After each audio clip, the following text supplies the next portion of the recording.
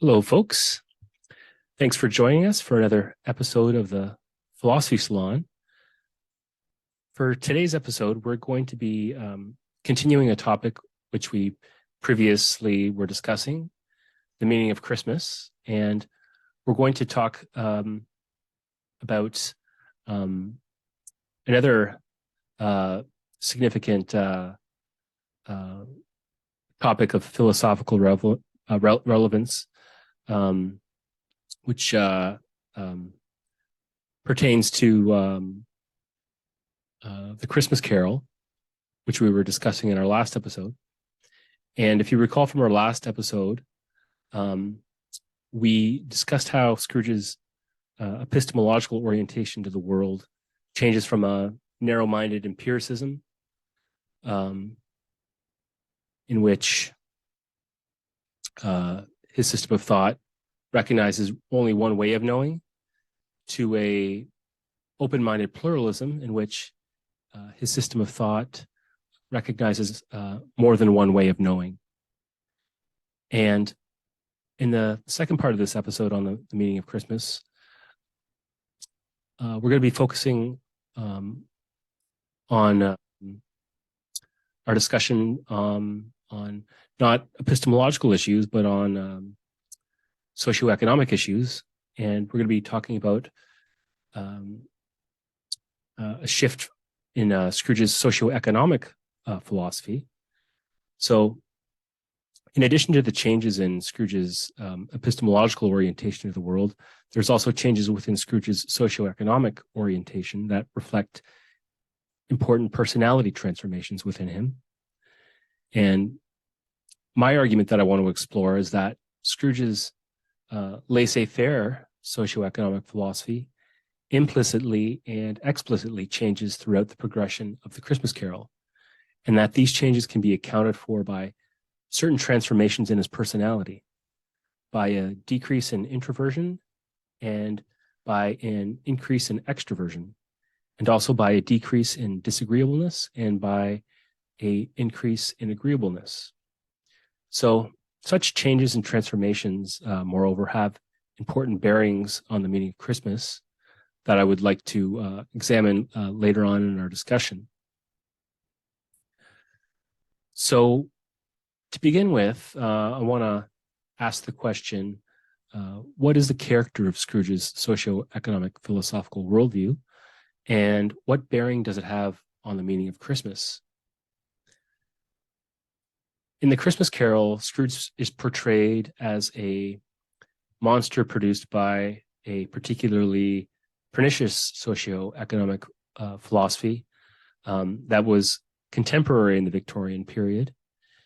And Dickens scholar Paul Davis puts it this way: Scrooge was more than a simple miser. He was a monster created by the Frankenstein philosophy of Smith, Malthus, and Ricardo, the inevitable outcome of their laissez-faire principles. He was a theoretical miser. Reasoning from principles of scarcity, he sees the world as a struggle between the industrious and idle, the producers and the parasites. His relations with others are defined by barter and sale. His only community is the marketplace. And for those of you who are interested, with regards to the references I'll be bringing up in our conversation, I can make these available in the show notes on our for the accompanying video on YouTube. So stay posted for those. But I think this passage sums things up quite succinctly in characterizing Scrooge's economic philosophy. And in short, I think Dickens is challenging the economic problems that are beset by this particular philosophy, and the problems engendered by these philosophies is not one of scarce resources, but it's one of a state of mind. So that's something I want to explore a little bit more in depth as we go along. But I know you have some comments here, Ryan, regarding this characterization of his philosophy that you wanted to bring up.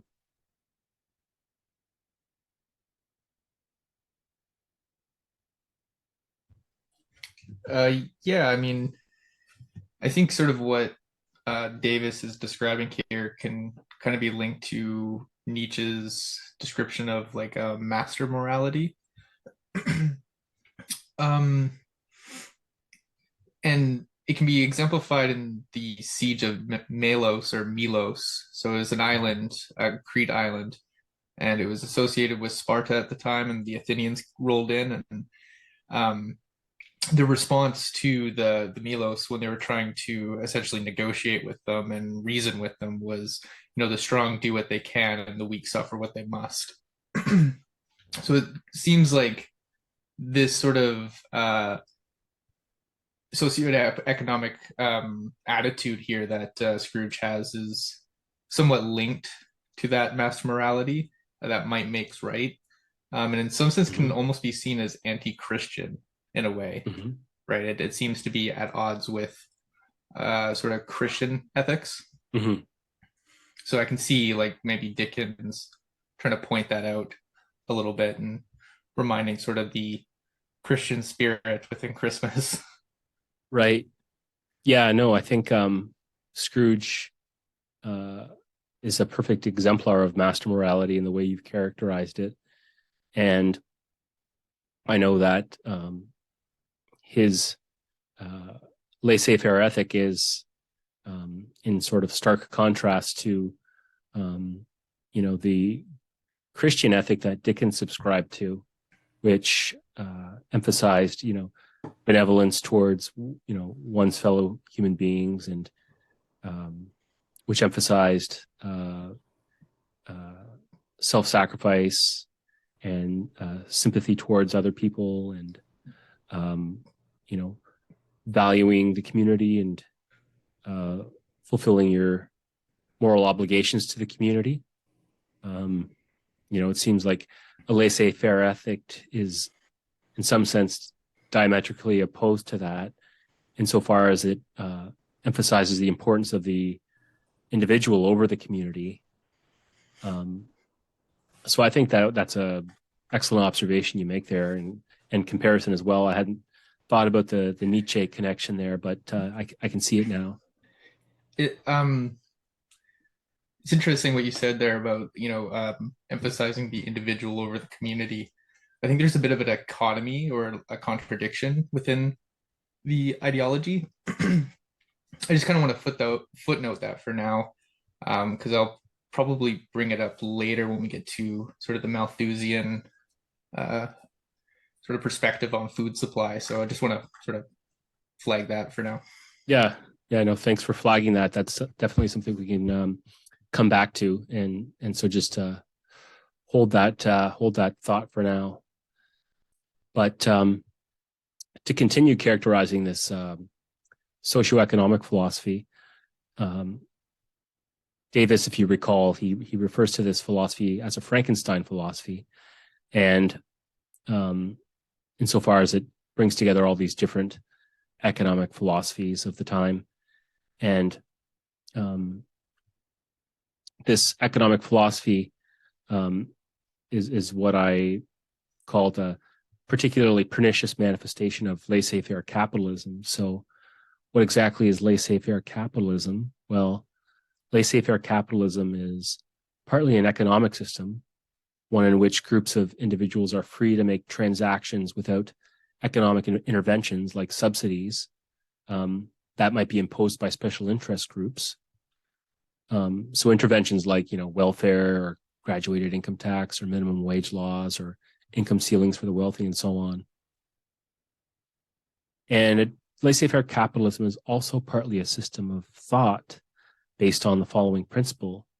And this is a quote from the economist Gaspard Tufik, who says, the individual is the basic unit in society, i.e. the standard of measurement in social calculus.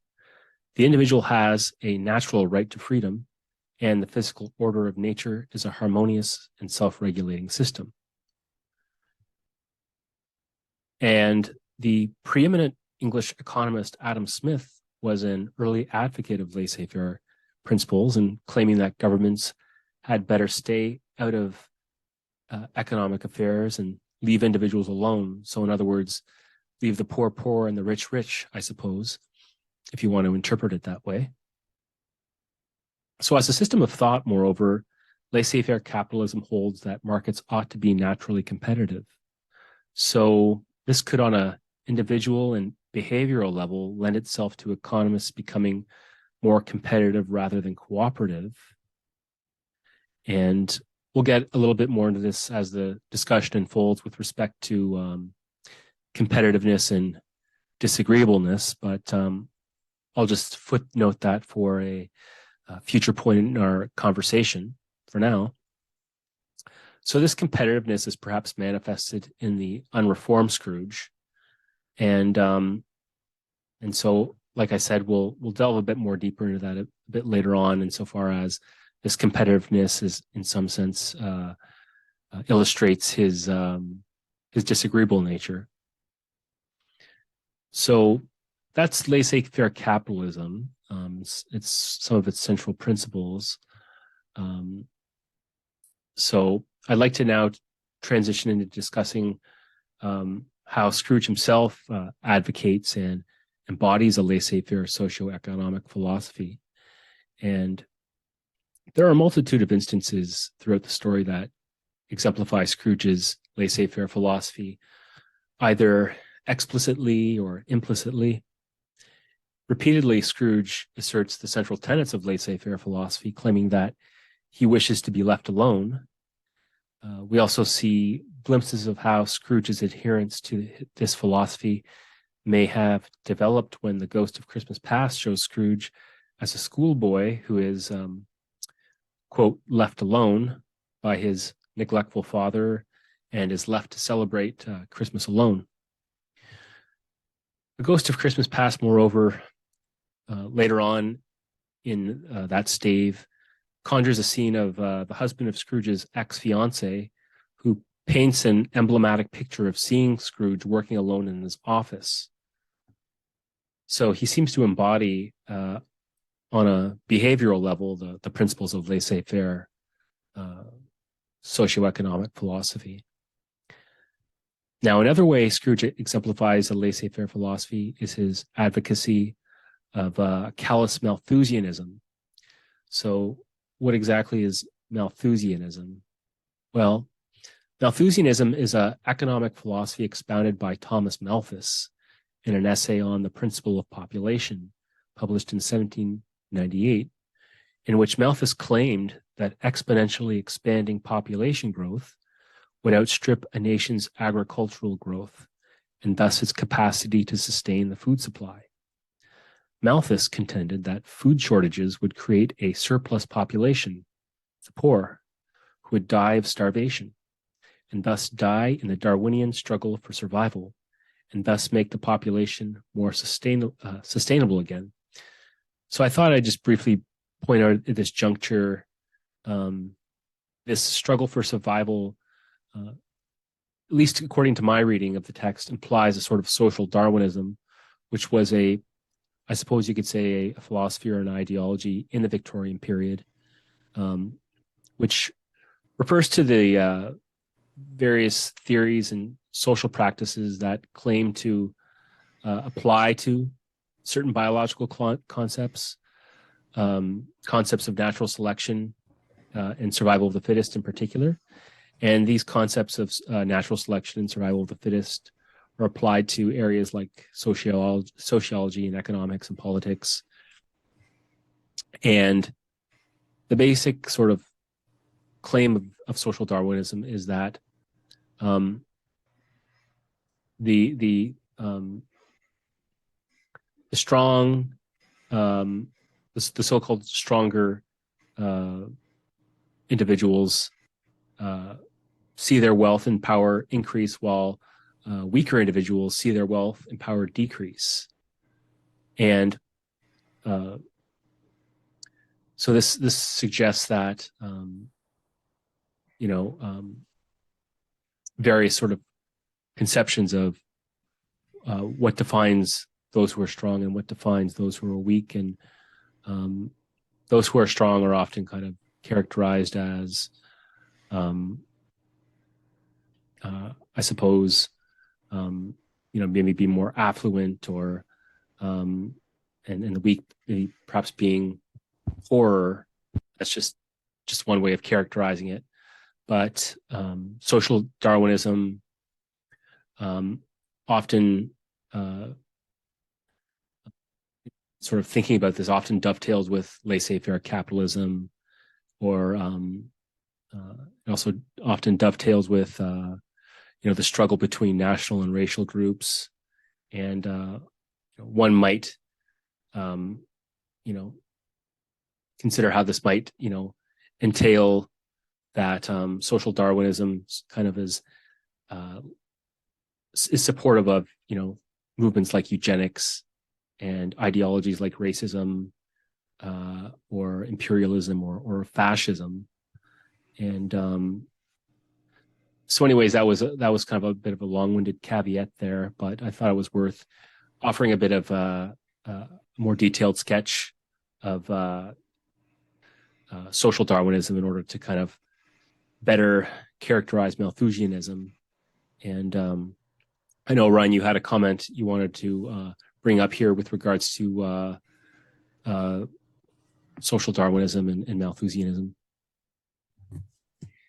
Yeah, I mean, when you look at the Malthusian perspective on, food supply, like how expanding population growth will outstrip the agricultural growth. To me, that just reminds me of Nazi ideology. The Lebensraum, the need for extra living space, essentially to compensate for the industrialization of Germany, and its decreasing capacity to actually produce the food for that increasing population. So to me, that similarity was just obvious. And then again, like the comment about, if the poor would rather die, they had better do it and decrease the surplus population. I mean, it can also not even be seen as just the poor. Like a surplus population is anyone that's not essentially contributing to the agricultural growth or the sustainment of, or the harmony of that food and population.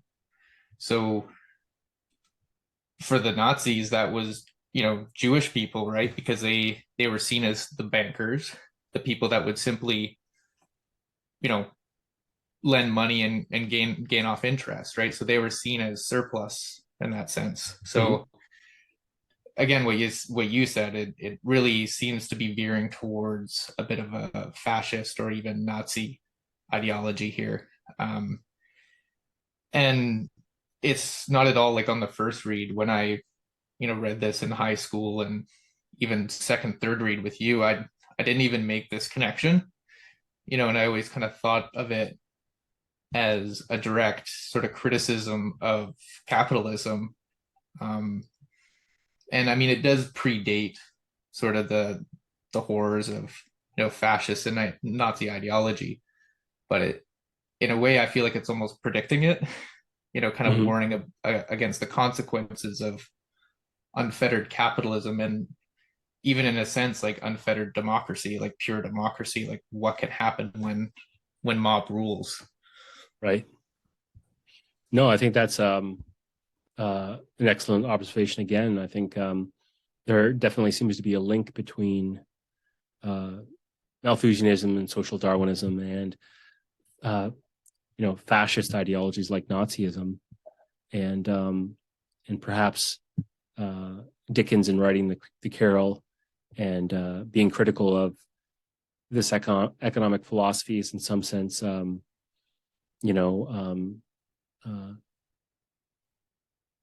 perhaps predicting the pernicious consequences of this philosophy, and anticipating where it could lead, or at least you can sort of extrapolate on yourself and kind of see where it could lead. So yeah, in any case, as you just quoted, Scrooge's Malthusianism is made explicit in when he's chastising the charity solicitors and for goading Scrooge to donate him money for their charity, and he, of course, he callously remarks, if they, i.e., the poor, would rather die, then they'd better do it and decrease the surplus population. So that's classic Malthusianism, and so having. Sorry, yes, I do want to get back to one thing that I didn't quite finish up. I just noticed here at the bottom. Yes, for sure. Previously, when we were looking at Davis, he noted laissez-faire capitalism as being individualistic in nature. But when you couple it with that Malthusianism, right, like when that's involved, it seems as if inevitably the individual gets subordinated to some higher cause. So like those that don't want to work and contribute to the products of the food supply, or contribute to that harmony, should be sacrificed for the greater good of the nation, right? That seems like an explicit statement against sort of individualism. So it's almost like individualism for me, but not for thee. Right. It's like an individualist like facade, with a like real collectivist core to it. Right.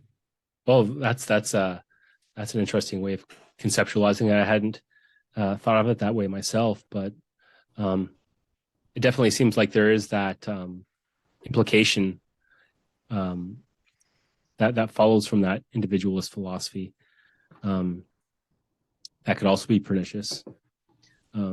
So we can maybe circle back to that after if you want to return to it. But having briefly characterized the core elements of Scrooge's laissez-faire socio-economic philosophy, I want to now consider how his philosophy is rooted in a core underlying mindset. And the question I want to ask is, what is Scrooge's underlying mindset and how does it undergo a change throughout the story? And I've characterized Scrooge's mindset as a scarcity mindset. And as the story progresses, it shifts towards what I'm calling an abundance mindset. And Scrooge's Malthusianism speaks to an underlying mindset, one of scarcity. So scarcity simply refers to the scarcity of resources, both economic and natural. Economic scarcity includes the scarcity of economic resources, namely capital, and that is that which is defined by human-made resources. So things like money and buildings and railways and roads and ships. Natural scarcity includes the scarcity of natural resources such as food and shelter. So scarcity increases as growth in a population and per capita consumption push us ever closer to the carrying capacity of the biosphere. And so in applying this to the case of Scrooge, perhaps Scrooge believes there is a scarcity of resources that all human beings are striving to acquire in what he perceives as the perpetual, competitive, Darwinian class struggle for survival among human beings. And this belief underlies his fear and anxiety about coveting, maintaining, and increasing his resources. And it motivates him to be competitive, as being competitive is the means by which individuals secure their survival in the Darwinian class struggle to survive. Just to go over some brief terminologies here, mindset here is referring to an established set of attitudes, someone's typical way of seeing the world, their philosophy, their values, and these can be also considered as a group's social and cultural values as well. It can be a frame of mind, it can be an attitude, it can be a disposition. So putting this together, a scarcity mindset is an established attitude that there's not enough supply of everything in the world, that the world is deficient in stuff, it's deficient in resources, that there's a lack of affluence and wealth in the world for everybody. And Scrooge initially perceives the world as lacking goods and resources for everybody, but as he transforms, he begins to perceive that the world is bountiful in goods and resources for everybody. So, having described scarcity, I want to now examine in more detail the ways in which Scrooge embodies a scarcity mindset. And the question I want to raise are, what are the ways in which Scrooge embodies a scarcity mindset? So, to a certain extent, Scrooge embodies a scarcity mindset with respect to his perception of time. And Scrooge seems to perceive time quantitatively and as a scarce resource that he equates with money. So, hence the phrase, time is money. And there is only a short and insufficient amount of time each day, of hours of work and of salaries to pay, and is perceived, like the salary he pays to Cratchit, who's, arguably underpaid. So his perceived scarcity of time is illustrated when Cratchit requests time off for Christmas Day, and Scrooge perceives Cratchit taking the day off with pay as a double deprivation. So Scrooge complains, and this is a quote, "It's not convenient and it's not fair. If I was to stop half a crown for it, you'd think ill-used when I pay a day's wages for no work." For Scrooge, Christmas is merely a poor excuse for picking a man's pocket every 25th of December. And Scrooge's perceived scarcity of time is further illustrated when he replies to his nephew Fred's greeting with the vehement expostulation, "Out upon a Merry Christmas. What's Christmas time to you," he complains, "but a time for paying bills without money, a time for finding oneself a year older, but not an hour richer, a time for balancing your books and having every item in them to a round dozen of months presented dead against you." So in other words, unless one is making money, time is dead against you. Time is apparently dead against Scrooge insofar as Christmas time devours Scrooge's quantitative time, his time for making money. And as such, Christmas time creates a lack of time, i.e. scarcity, and as such, a lack of money. So Scrooge's scarcity mindset regarding his time and his money stand in stark contrast to the abundance mindset portrayed in the Charity Solicitors, Scrooge's nephew, and in The Ghost of Christmas Present. And so if, the Charity Solicitors, for example, they note that Christmas time is a time of abundance, and it's therefore morally desirable for those in abundance of monetary wealth to share their bounty with the poor and destitute who may be lacking the means to sustain their well-being. And they say, a few of us are endeavoring to raise a fund to buy the poor some meat and drink and means of warmth. We choose this time because it is a time of all others when want is keenly felt and abundance rejoices. So that's briefly how Scrooge embodies a scarcity mindset, and in particular, how he embodies it with respect to how he perceives time. And so he roughly has this quantitative conception of time, and quantitative time is just time that's demarcated by calendars and by the chimes of the neighboring church, and it's a quantitative chronology, and it compares and contrasts with qualitative time. So this is time demarcated by certain positive qualities. So Christmas time is characterized, for example, by benevolence and joyfulness and cheerfulness. So anyways, that's scarcity as it applies to the perception of time and the impact that has on Scrooge's behavior. And I know, Ryan, you had a point you wanted to bring up in connection with this scarcity mindset. Yeah, I mean, it's sort of a half-baked thought, but it seems like people like Scrooge with, a scarcity mindset, they tend to see the world as having some, finite, limited amount of resources. They see that sort of as built into the reality, or, a metaphysical reality. Whereas trying to move away from that is sort of trying to see the world as more infinite in its resources.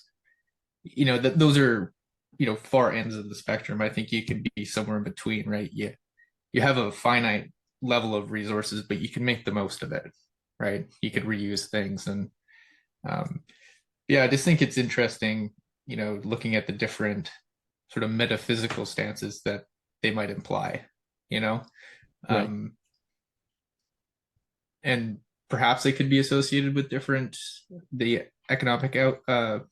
economic stances, like capitalism might be more associated with the finite, limited view, whereas, more of a communist or socialist perspective might be, more inclined towards a view of infinite resources. I think there's a lot of debate there, depending on which ideology you're talking about, but just maybe a connection to think about. Right. No, that's an interesting connection. And that's one I'll need to ponder a little bit more, but I'm glad that you brought it up. So shifting from, having delineated the core aspects of Scrooge's scarcity mindset, I want to ask the question, what are the ways Scrooge embodies an abundance mindset after his shift in personality? So first of all, it's, I think, important to get a good grasp on the basic meanings of these terms. So to begin with, abundance. So abundance is defined, in the dictionary, the Oxford Dictionary, as large quantity, plenty, a large number. It's also defined as an overflowing state or condition, superfluity, plentifulness, and also as affluence and wealth. So those are sort of the relevant definitions for our purposes. So an abundance mindset then is the established attitude that there is a plentiful supply of everything in the world, and that the world overflows with stuff. It overflows with resources, for example, and that there is there's plenty of affluence and wealth in the world for everybody. And so Dickens underscores that Christmas time is characterized by two economic philosophies. So on the one hand, we have an economics of scarcity, and on the other hand, we have an economics of abundance. And these contrasting philosophies are extensions of the scarcity and abundance mindsets we've previously talked about. So one of the charity solicitors summarizes the contrast between the two philosophies at Christmas time. So he says, and this is a quote, "It is a time of all others when want is keenly felt and abundance rejoices." So Christmas time, on the one hand, is a time of want or of scarcity, insofar as many individuals do not have the means to have sufficient food and shelter, nor do they have any other goods to celebrate Christmas. Christmas time, on the other hand, is also a time of abundance, insofar as there is a plenitude of large festive dinners, celebrations, and presents.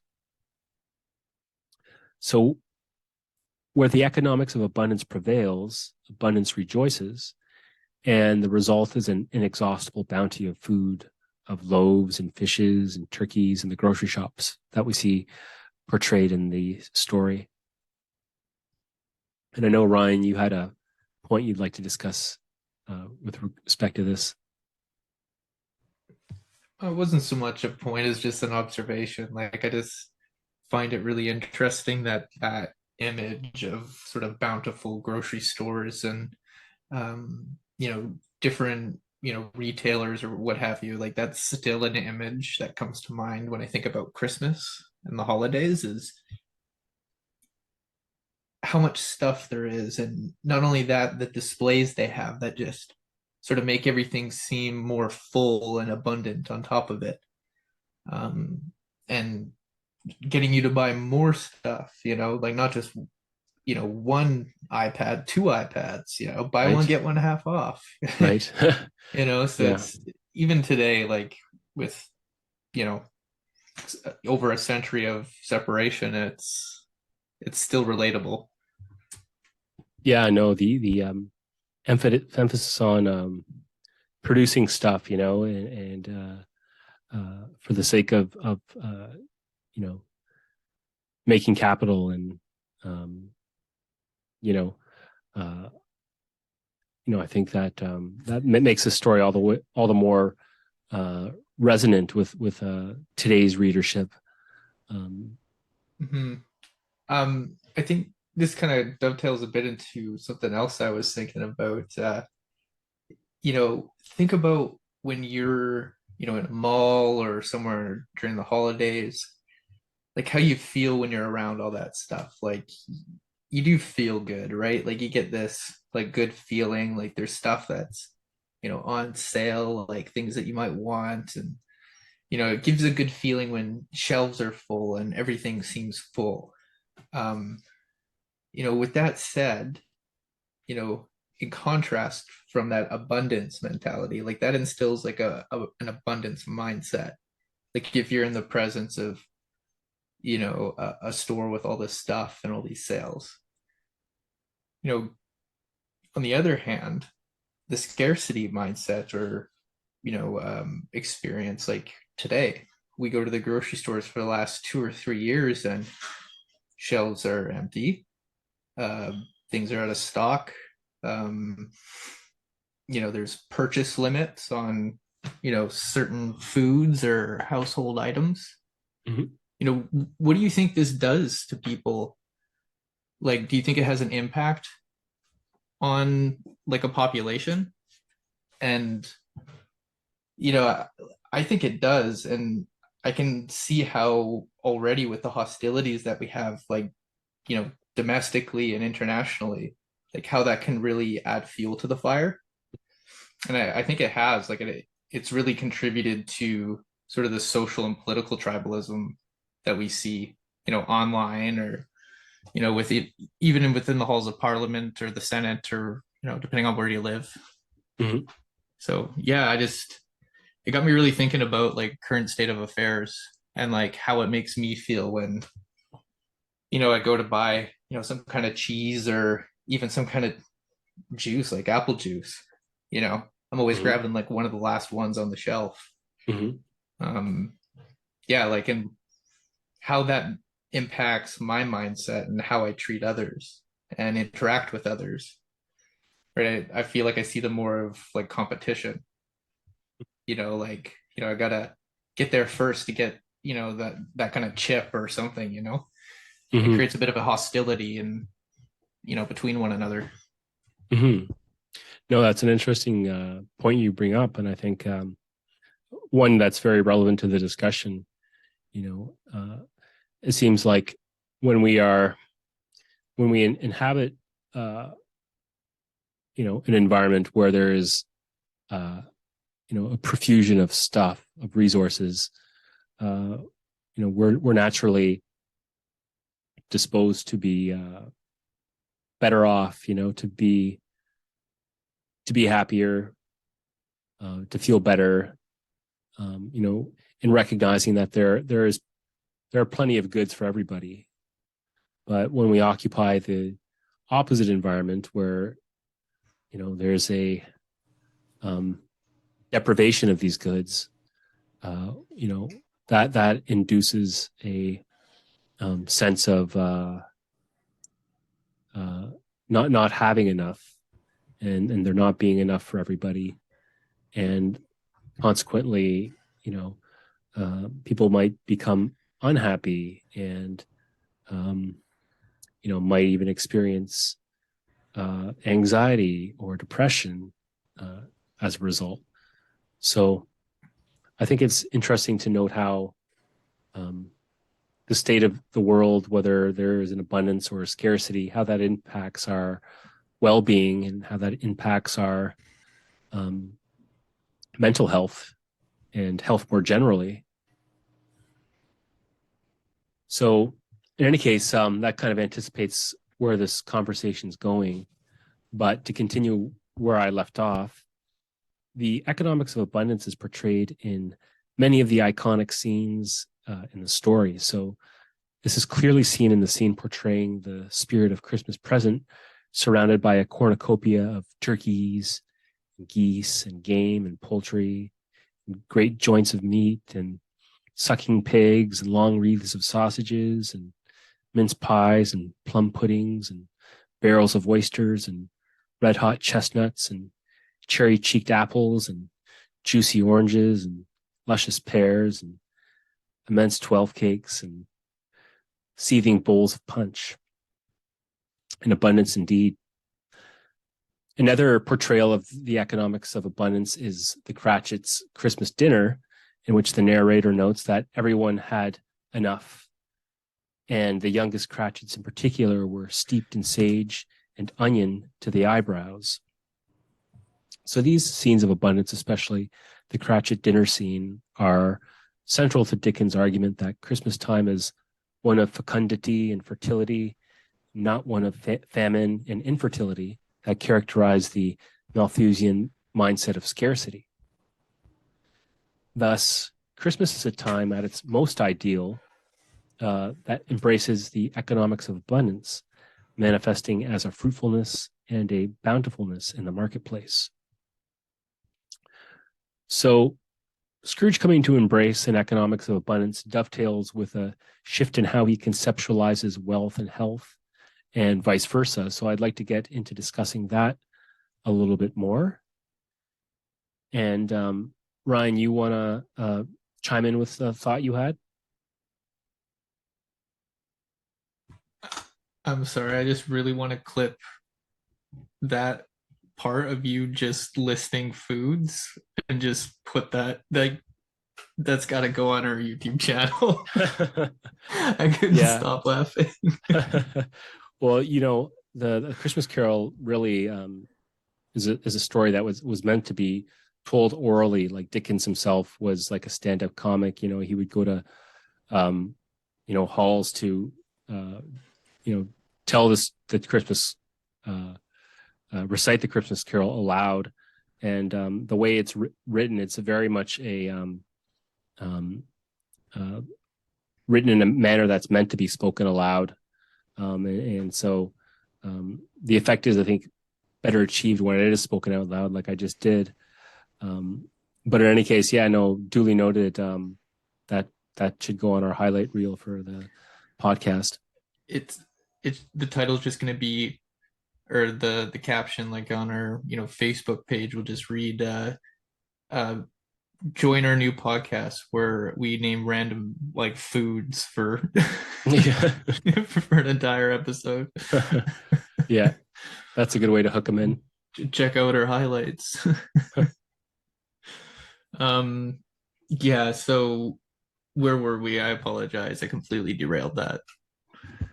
No, you wanted to chime in with the thought you had here in connection with Scrooge's how his economics of abundance dovetails with how he conceptualizes wealth and health. Let's see here. Oh, I think I've already touched on that there. That was about the political tribalism and stuff. That was just sort of a note for the end of that section. But I already hit on that. Yeah. Okay, that sounds good then. Well, then I'll just go into the discussion then on the next topic, which is that of health being conceptualized as wealth. So this here refers to a shift and a broadening in Scrooge's conception of wealth. So again, just to briefly define our basic concepts that we're discussing here, health, according to the Oxford Dictionary, is a sound condition of body. It's also a freedom from disease. And health is also a spiritual, mental, and moral soundness. It's also welfare, safety, deliverance. It's also a condition of body in respect of its vigor and soundness. And it's also a toast drunk in a person's honor. So it's a fairly multifaceted concept. Wealth, on the other hand, is, according to the Oxford Dictionary, is a condition of being happy and prosperous. Essentially, it's well-being. It's an instance or a kind of prosperity. It's a felicity. It's a blessing. In economic terms, it's a collective term that we use for those things, the abundant possession of which constitutes riches or wealth in the popular sense. It also refers to plenty, abundance, or a profusion of what is specified. So Scrooge's shift from a mindset and economic philosophy based on scarcity to a mindset and economic philosophy based on abundance on a deeper level corresponds to a more fundamental shift in Scrooge's conception of what is more authentically valuable and meaningful in life. In particular, Scrooge's conception of one of his chief values, that of wealth, undergoes a significant shift and broadening of scope. So the question I now want to raise is, how does Scrooge's miserly values shape his valuations of persons, places, and things in the world? Well, to begin with, Scrooge conceives of wealth as having an abundant possession of money, and he has a personal proclivity to place a lopsided value upon things that are conducive to preserving his monetary abundance. So this is the case with his valuation of time, as we've sort of briefly discussed. So Scrooge values time not as a quality, but as a quantity. And, hence the distinction between quantitative and qualitative time. So just to reiterate that distinction, quantitative time, again, is it's what the Greeks refer to as Chronos. And so quantitative time, or Chronos, is chronological or sequential time. In particular, Scrooge equates quantitative time with quantity of money, for the temporal succession of time affords the opportunity to accumulate money. And so this is tantamount to saying, in the common parlance, as I've mentioned, time is money. And so this conception of time compares and contrasts with qualitative time, or what the Greeks refer to as Kairos. And qualitative time, or Kairos, is the proper or opportune time for action. And it's also the qualitative and permanent nature of time. And this is kind of linking back. I think this has connections that we previously touched upon in the last segment, where we talked about the eternal perspective, subspecies aeternatus, and Scrooge's temporal integration. That's kind of opening up a whole other can of worms, which we could open up at some later point. But at the sake of not digressing too much, I'd just like to plod along here.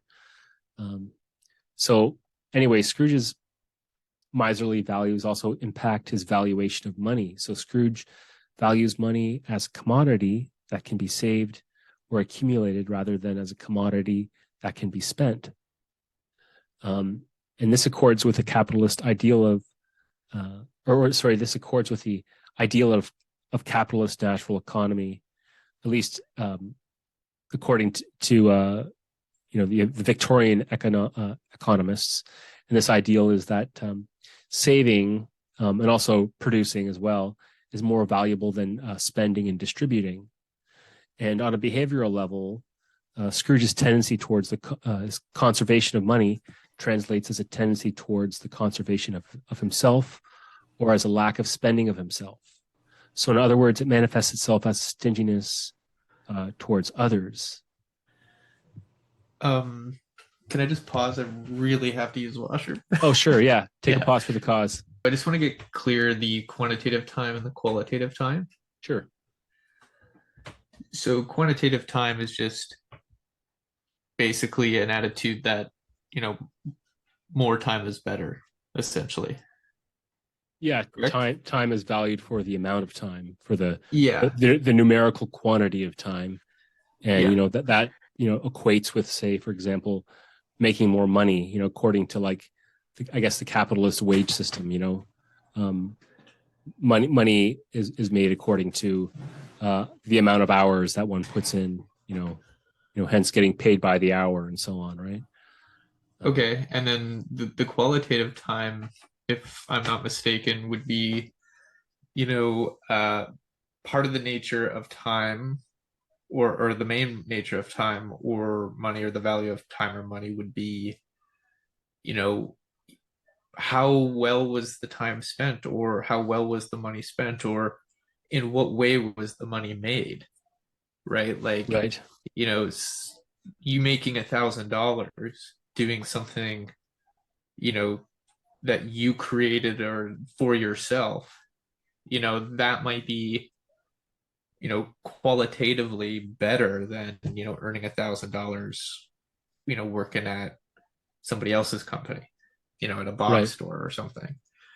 Right. So it's not really about how you make the money, or sorry, it's not really about how much you're making per se. I mean, yes, that does factor into the equation, but first and foremost, it has to be good time, good money. Yeah. Yeah, exactly. And I think that can be extended beyond money too. I think that qualitative time too can transcend money, um, where the sole um, objective is you know to enjoy oneself, to enjoy uh, you know one's experience, um, and um, also um, to seize the opportunities, to seize the opportunities when the opportunity presents itself, so hence, the proper or the opportune time for action, so if you see somebody in the streets who needs money, perhaps someone who's destitute, to, provided that you yourself are in abundance, share the wealth, you know, and spend a bit of your money and help them purchase a meal or take them to a homeless shelter or something like that. So it's also, that situational um, aspect of time, where certain opportunities present themselves to you for in a fleeting moment, and if you don't seize upon those opportunities when they present themselves, and they're gone, and this kind of harks back to that discussion that Marley and Scrooge have in the opening stave, where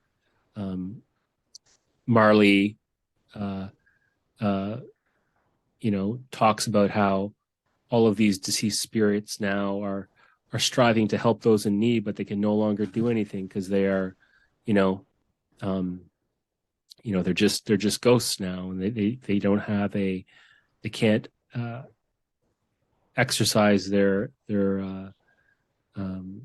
goodwill upon others, so um, so a lot of the Christmas Carol is in a profound way, this shift towards a Kairos or a qualitative orientation toward time, in which you know um, seizing those opportunities becomes paramount. So any case, that's sort of a long-winded uh, way of distinguishing between the two. Um, I was sorry, I don't want to harp on this for too long, but I was thinking in terms of what came to mind was like fighters and their careers. A lot of fighters can stay in for too long, and don't know when to get out. It's not about how long you can stay in the game, it's about how good your time was in the game. And there is a certain extent to which, certain periods of your career matter more qualitatively, like the beginning and the end of your career probably are valued more than the middle of your career. But yeah, like I can really see why you would want to move towards an emphasis of, qualitative or Kairos. I think that's a much healthier approach to life, is not staying in something too long, and just focusing on having a good time and not forcing things. Yes, exactly. Um, I think those are good examples that also help to point out the difference. So to continue, Scrooge's miserly values also influence his valuation of money. So Scrooge values money as a commodity that can be saved or accumulated rather than as a commodity that can be spent. And this accords with the ideal of capitalist natural economy, which is saving and producing is more valuable than spending and distributing. And on a behavioral level, Scrooge's tendency towards the conservation of money translates as a tendency towards the conservation of himself or as a lack of spending of himself. So in other words, it manifests itself as a stinginess towards others. So the question that might be raised at this juncture is, to what extent is Dickens and other Victorian thinkers criticizing this capitalist ideal of saving over spending? So after Scrooge's transformation, in contrast, Scrooge moves beyond this lack of spending of himself towards a more bountiful spending of himself. And in portraying that the saving of yourself promotes ill-being on a personal and social level, while the spending of self promotes well-being on a personal and social level, Dickens may be considered a social critic of Victorian natural economy, which concentrated on the accumulation of money rather than its distribution. Distribution, say, through charitable and generous actions. So Dickens' social critique is in keeping with those of his contemporaries, such as John Ruskin, the eminent English writer and philosopher, art critic, and polymath. Of capitalist natural economy, Ruskin wrote, "You gather corn. Will you bury England under a heap of grain? Or will you, when you have gathered, finally eat? You gather gold. Will you make your house roofs of it, or pave your streets with it? That is still one way of spending it. But if you keep it that you may get more, I'll give you more. I'll give you all the gold you want, all you can imagine, if you can tell me what you'll do with it." This passage implores the political economists to transcend their hoarding tendencies of the economics of scarcity and to adopt a form of life focused on spending rather than saving. And if you're curious, Ruskin's essay, Traffic, goes into this in more detail. So having criticized the moral shortcomings of the capitalist conception of wealth and the miserly values this conception engenders, I now wish to shift discussion towards a broader conception of wealth. This transitions to a discussion on the erosion of miserly values and the realization of open-hearted and open-handed values. And this is just Scrooge's realization that health is wealth. So Scrooge comes to the realization that possessing a profusion of money or capital, such as material goods and possessions, does not define true wealth in its fullness. True wealth, though it may partly include financial wealth, is broader in scope. It includes the health of the mind, body, and spirit. Such health does not depend solely on financial wealth. The realization that health is wealth dawns upon Scrooge through his experiences brought forth by the ghost of Christmas present, and in his internalizing of the messages that the Spirit teaches. These realizations begin to dawn upon Scrooge en route to his final destination during his guided experience with the ghost, the humble household of his nephew Fred. En route to Fred's, Scrooge is led by the ghost through several scenes where people are found in good health, celebrating the Christmas spirit in a manner that has nothing to do with financial affluence. This is particularly true of one family gathering that Scrooge oversees in a bleak and forbidden part of town that resembles a ghetto. Scrooge, witnesses a family spanning four generations, an old man and his wife, and their children, and the generations after that. Although this family is impoverished and lives in squalor, their good cheer and their good health more generally does not depend upon their being affluent in money, for their health and hence wealth transcends such affluence. Perhaps Scrooge, witnessing these people, brings him to the realization that real wealth does not lie in having an abundance of money, but in having an abundance of goodness and love in one's life. Upon arriving at Fred's house, Fred is identified by his hearty and incomparable laugh. Dickens notes that laughter is contagious like a disease, but unlike disease, laughter breeds health. Dickens again is pointing toward a more comprehensive and authentic conception of health. A more comprehensive and authentic conception of wealth. Wealth is health. Scrooge oversees Fred talking to the guests at his Christmas party about himself. Fred notes that Scrooge's unpleasantness is his own punishment, and that, in turning down Fred's invitation, he's missing out on the joys of shared meals, singing, and pleasant games. Scrooge, overhearing all of this and overseeing the joyful festivities of the Christmas party, continues to undergo transformations in his being that are contrary to his former naysaying self. He experiences a lightness of being, almost levitating, when he beholds the happy partygoers rejoicing together. In this newly liberated mood, he vicariously joins in the games being played, despite the fact that no one can hear him shout out the answers, all of which are correct. And among some of the games they're playing are a game called Blind Man's Buff, and a game of Yes and No. It was the game of Blind Man's Buff that Scrooge was guessing correctly to.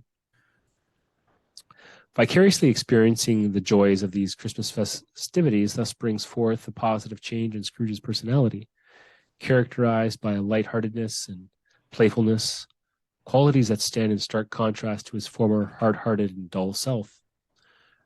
Fred's words, moreover, convey both criticism and hope to Scrooge. Though Scrooge has not yet come to internalize and embody the spirit of Christmas, including the qualities of benevolence, Fred's criticisms and the hope that he has inspired within Scrooge have prompted him toward that direction. The messages he is beginning to internalize based on the witnessing of the happenings of the party: genuine and complete health is wealth. Health involves happiness which cannot be bought by money itself, but can be attained through giving and receiving love from friends and family, through generosity to the community, and through the enjoying of company of friends and family. And that people can be poor while at the same time being rich in happiness, and thus enjoy a kind of wealth not accessible through financial wealth alone.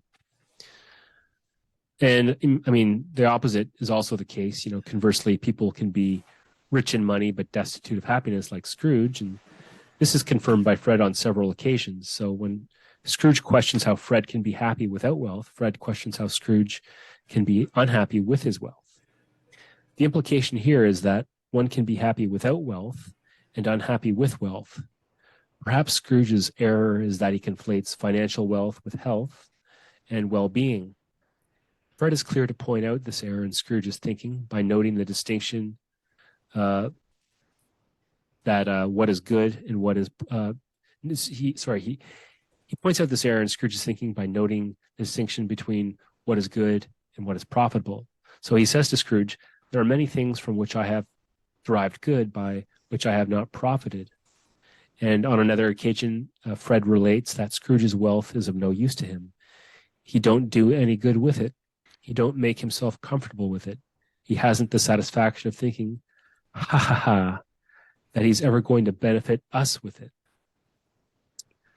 So, you know, Fred and his fiancée are a case in point. They're not financially affluent like Scrooge, yet they seem to be happier than Scrooge. And as mentioned, you know, Scrooge's error is that he conflates good with profit. And what makes for happiness and health more broadly is not merely money, but, you know, it's things such as love, and love is, I suppose, a hedonic and a eudaimonic value. So love in all of its manifestations, as it manifests as philia in Fred and company, which is just sort of fellowship love, if you will, or as it manifests as agape in Bob Cratchit. Agape here being, this sort of unconditional parental love, or as it manifests as eros in the younger Scrooge, and eros here being more of a sort of a desire to, commune with the beloved. And so what also makes for genuine happiness is pleasure, which is a hedonic value. So enjoying good food and drink and games and music, enjoying the company of one's friends, especially as is seen in Fred and at Fred's party, is also a source of happiness. And then self-actualization, which is a eudaimonic value, is also a source of happiness. And this is becoming the self that you truly are. So this is Scrooge, for instance, becoming the virtuous being that he truly is. It's also modeled by other characters in the story. So Bob Cratchit and Fred serve as proxies or as models for Scrooge's own self-actualization. And in this regard, Bob Cratchit and the Cratchit family more generally represent an ethic centered on family and community. And this ethic's based on love or agape, self-sacrifice and sympathy. And a scene that's emblematic of this is the Cratchit family love feast. And this ethic, moreover, upholds a familial ideal that replaces the laissez-faire ideal of economic individualist seeking fulfillment on his own. So the mechanism of transformation here and the mechanism of self-actualization is that Cratchit guides his children to a life in the city similar to his own, and his example enables the reformed and fatherless Scrooge to become a second father to Tiny Tim and to adopt a role he has not known earlier in his life. So Scrooge enacts this pattern as he's transformed from a solitary oyster, seeking only his own self-interests, into Tiny Tim's second father. And Scrooge's good works will become the healing spring that transforms the kingdom of God, that transforms the city into the kingdom of God on earth. But anyways, that's going on somewhat of a digression. To return to the main thread,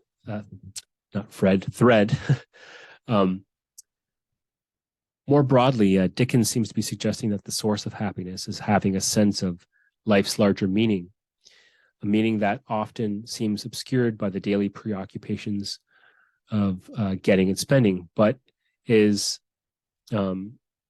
established each year with the return of Christmas time, a time that is good, kind, forgiving, charitable, and pleasant, a time that affords the opportunity for people to choose in a spirit of human fellowship to be more open-hearted and open-handed with one another.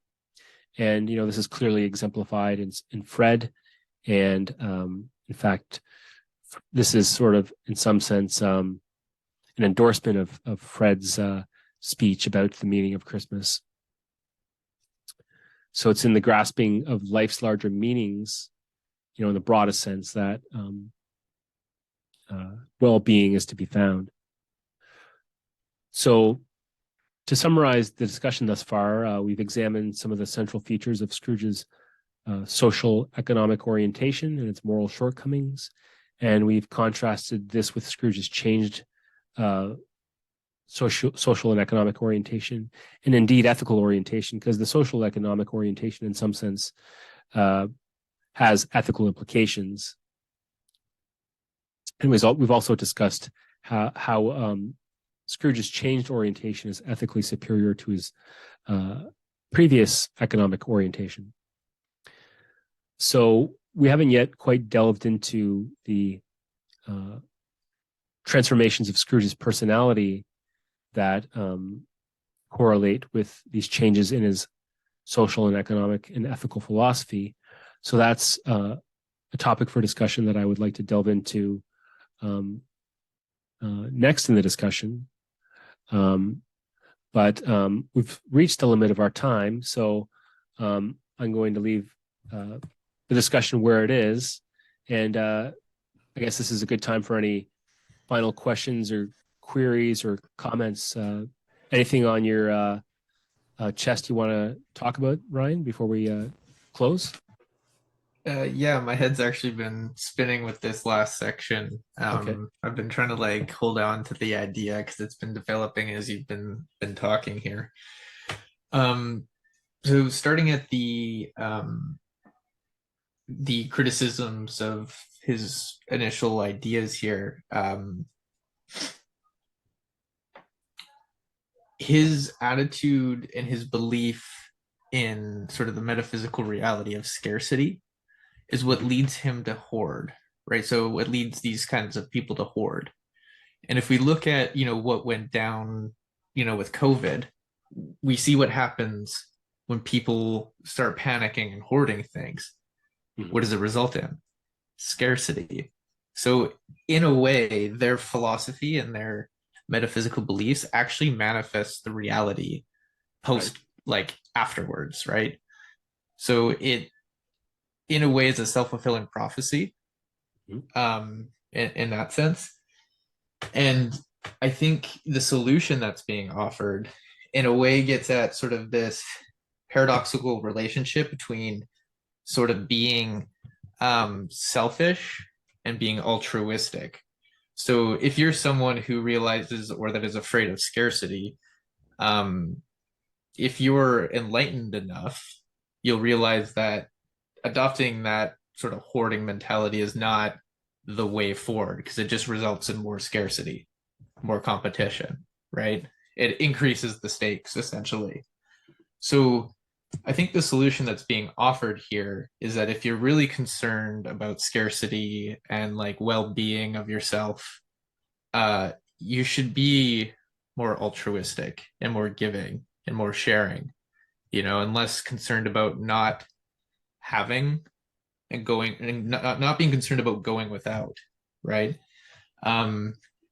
So getting back to this, how this ties into the wealth and health thing, I think